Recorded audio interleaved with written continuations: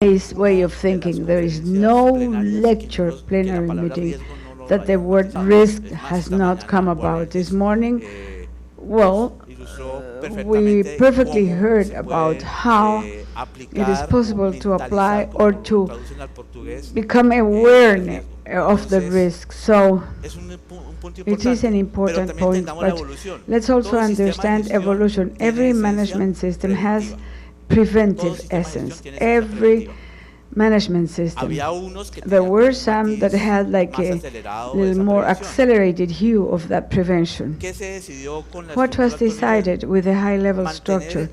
Well, maintaining the approach that in a management system has a preventive action, but it is strengthened through the approach or the risk-based way of thinking, and typical of the standard 9001 that continues to be strengthened. They invoke by processes, but, and very explicit, we find it in 9001 chapter 4 standard, that, well, to integrate the standards requirements, the respective standard, to the business operation.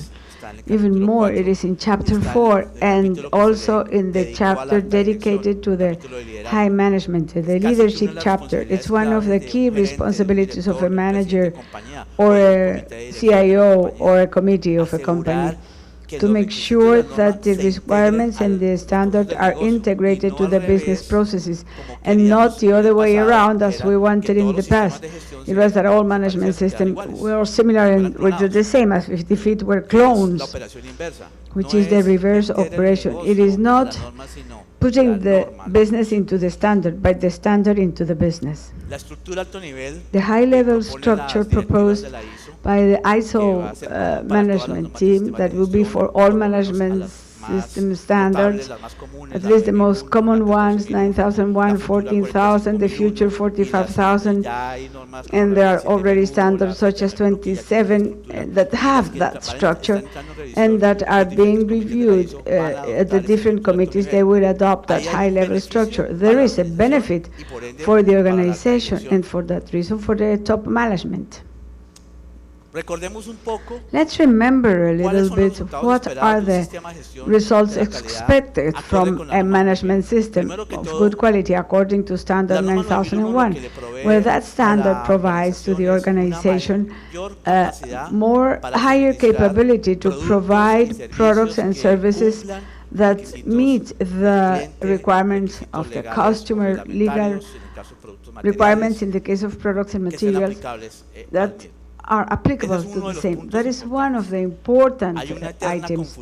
There is a confusion, actually, has always been, considering that standard 9001 is a product standard, and then that the companies that are certified 9001 have automatically the product means the requirements. That is a confusion that we have to prevent. But the quality management system, if well applied and focused, may help to have that permanent capability, that permanent and consistent capability of being able to take care of the market with products and services that meet the legal requirements or those of the customer. Also increasing the customer satisfaction in terms of its expectations through the efficient use, enforcement of the system, and assuring conformity, because there is an evolution, especially for those who know the standard for some time. Remember, quality insurance, it's still present here. It is not gone. It is very important to make sure the conformity of the product or service throughout time with regards to the legal requirements or applicable or those of the customer. Also, standard 14,001 provides us with a framework for those expected results. Maria Cristina, Stefan have mentioned that already. The best environmental performance, but in version 2015 with one strategic hue that begins to become interesting. Capability to comply with the legal and environmental requirements applicable, or other requirements that may be from the customer or groups or associations but the organization must take into account environmental topics and achieving continuous improvement of objectives and goals. The future ISO 45001 of the management system of health and safety at work and occupational health, whatever we want to call it, also provide us with some expected benefits. What are those benefits? Allowing an organization to provide the conditions, working conditions, that are respectful for health and safety of people. That's very important.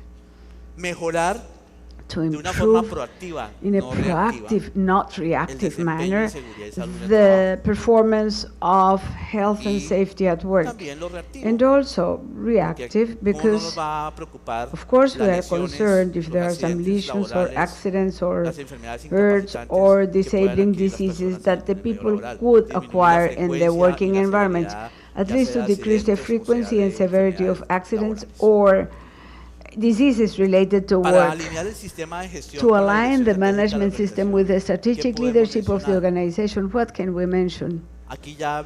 Well, here we have a very important item. The fact that an organization counts or not with strategic leadership or planning or whatever we want to call it. There is a difference, a qualitative difference. If an organization has already a strategic direction, the path to go through will be easier, more versatile. But if it doesn't do it, so that's why we have it here in the first picture proposed to establish if they don't have it. And if they have it, well, review it. Strategic leadership of the organization. This is an interesting question that may arise, and is now the auditors are going to audit the strategic leadership, and the primary answer is no. But it is something to take into account as a condition for the implementation of the management system. And then we are going to be aligned, and we are going to consider the context of the organization, because that context and the strategic organization are tightly linked when considering the interested parties that the organization will